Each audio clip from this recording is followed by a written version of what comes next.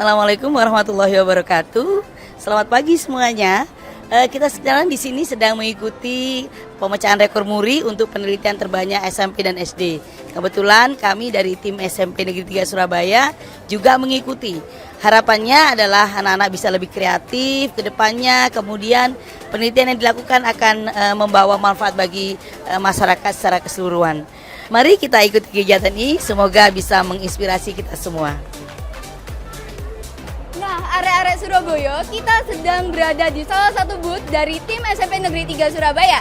Nah, di sini sudah ada teman saya sendiri yang bernama... Perkenalkan, nama saya Valencia Francisca Putri Gautama. Saya berasal dari SMP Negeri 3 Surabaya dan saya memiliki rekan tim yang bernama Aurelia Auman Faiza. Nah, teman-teman, di sini saya mau tanya sesuatu nih sama teman saya.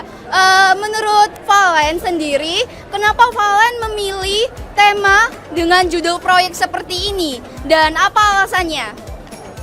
Nah, dari saya sendiri dan teman saya memilih proyek yang bernama Pantai Sanur, papan sistem persamaan linear dua variabel, karena dinilai dari teman-teman kita yang di kelas masih banyak yang bingung tentang apa itu sistem persamaan linear dua variabel.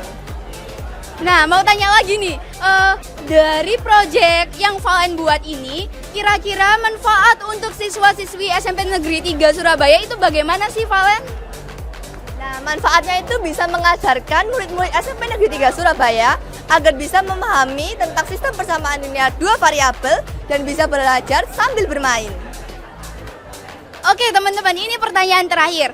Menurut Valen sendiri, saat membuat proyek ini apakah mengalami kendala atau kesusahan, dan itu di bagian mana mengalami kendalanya?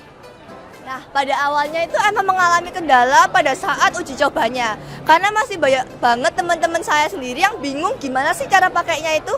Tapi setelah kita memberikan penjelasan, akhirnya mereka semua itu paham dan mulai sedikit-sedikit belajar tentang sistem persamaan linear dua variabel. Nah, terima kasih ya Valen. Ayo teman-teman, kita lanjut ke booth dari tim SMP Negeri 3 Surabaya berikutnya.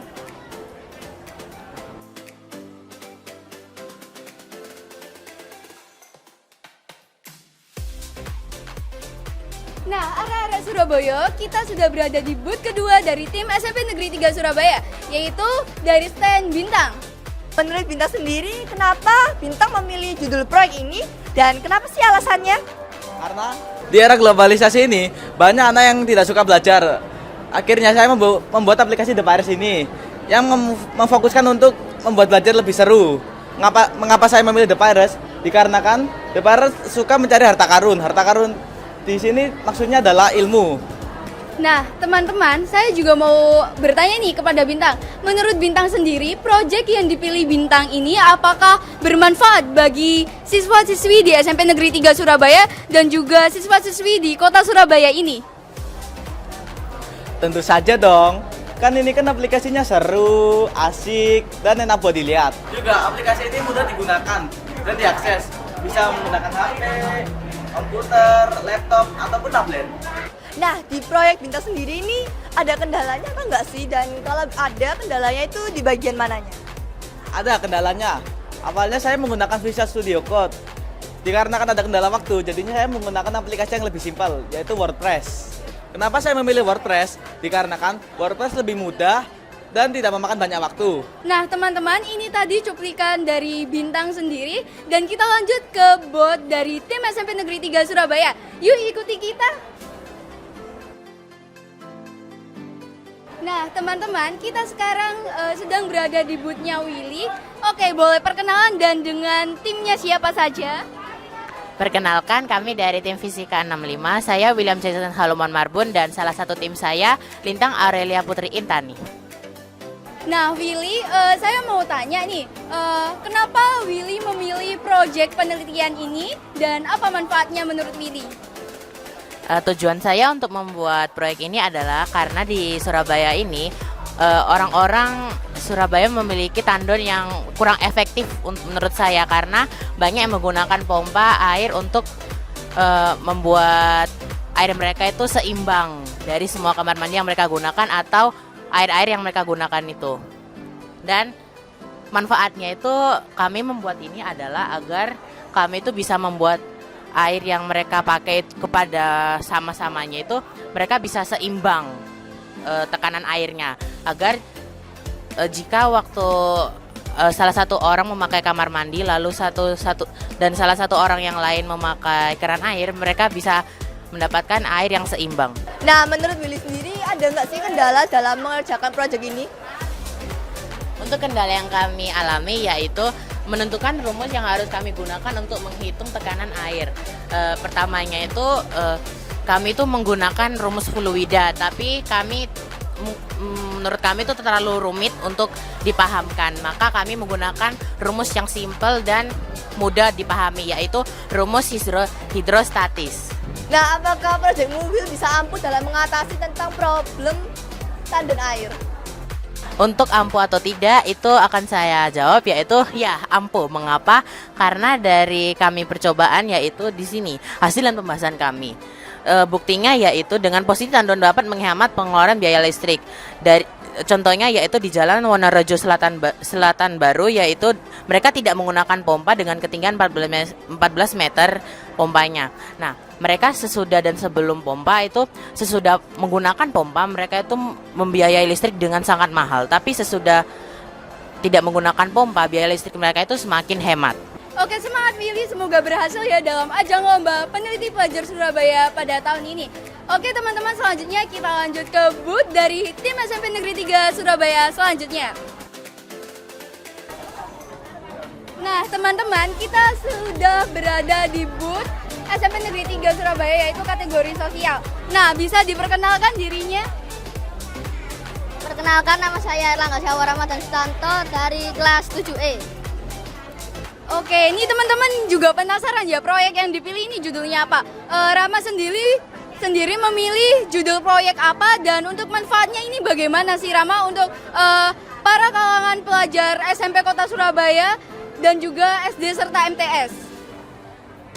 Saya mengambil judul yaitu pengaruh TikTok terhadap perilaku konsumtif siswa SMP Negeri 3 Surabaya. Dan manfaatnya yaitu apakah teman-teman terpengaruh oleh pengaruh TikTok terhadap perilaku konsumtif siswa di SMP Negeri 3 Surabaya. Nah, pas Rama ngerjain proyek tentang ini tuh, apakah ada kendala pas pekerjaannya? Saat membuat link dan mengeserkan link kepada teman-teman itu sangat berkendala karena tidak semua teman ingin mengisi link yang saya kirimkan. Nah, menurut Rama sendiri dari proyek yang telah dipilih Rama ini tentang pengaruh TikTok terhadap perilaku remaja, apakah ada hasil yang telah disimpulkan? Kesimpulan saya adalah secara garis besar siswa SMP Negeri 3 mengenal media sosial dan aplikasi TikTok. Sebagian besar mereka memiliki akun TikTok dan media sosial. Kesimpulan saya yang kedua adalah bahwa penggunaan media sosial TikTok hanya mempengaruhi sebagian kecil siswa SMP Negeri 3 Surabaya.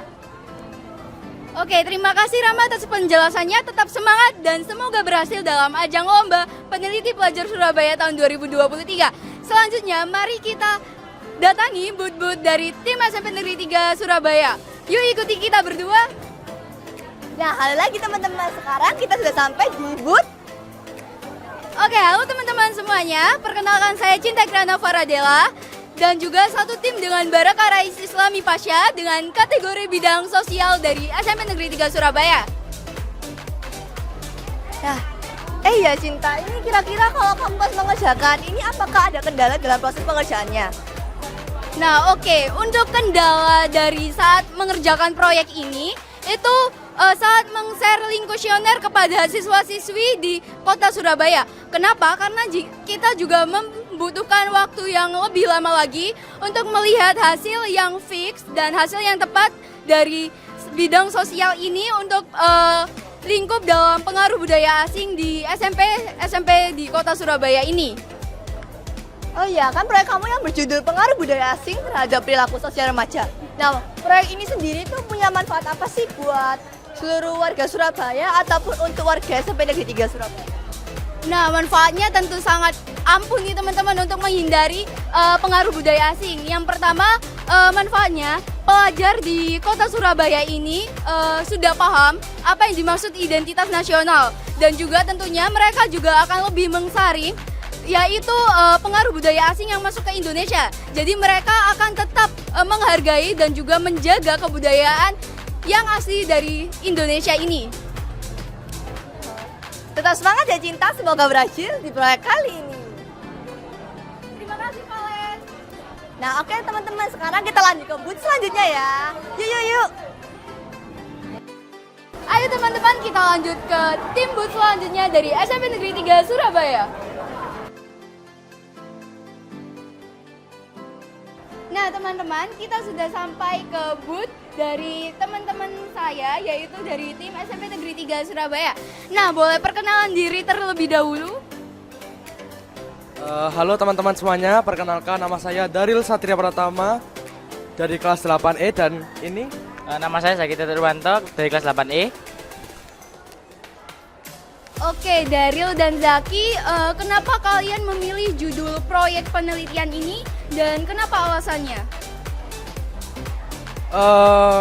Kenapa saya memilih judul penelitian ini? Karena menurut saya penelitian ini mungkin cukup bagus dilakukan oleh masyarakat dan cocok dicontoh oleh seluruh masyarakat dikarenakan Smart Trash ini mengartikan tempat sampah pintar, yaitu pemilah sampah otomatis. Dan juga kita sebagai seorang siswa mengetahui bahwa masih banyak sekali masyarakat yang belum bisa mengolah sampahnya dengan baik. Ya, betul sekali yang disampaikan oleh Daril. Jadi masih banyak warga Indonesia yang menaruh sampah di tempat yang salah. Jadi mungkin dengan adanya Smart Trash ini membantu sekali untuk pemilahan sampah di Indonesia dan juga mengurangi sampah-sampah yang tidak sesuai.